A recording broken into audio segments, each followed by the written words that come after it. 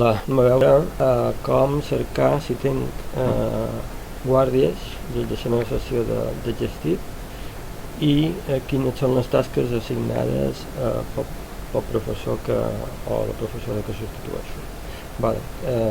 Ordenar aquesta opció, cobriment de classe per professorat de guàrdia. Si no la teniu, aquí jo estic a recents, poseu a cercar menú, cobriment,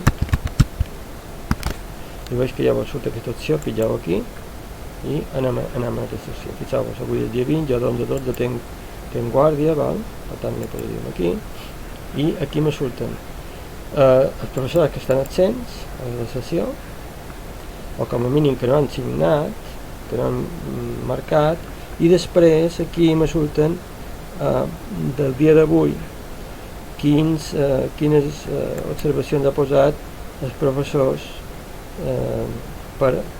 que en teoria no estan al centre, per exemple aquí. I això és tot. Això és una forma de veure si m'han assignat alguna guàrdia a les hores posteriors, o les hores següents, i si el professor en el qual he de substituir si ha posat deures o observacions de la classe que s'ha de cobrir.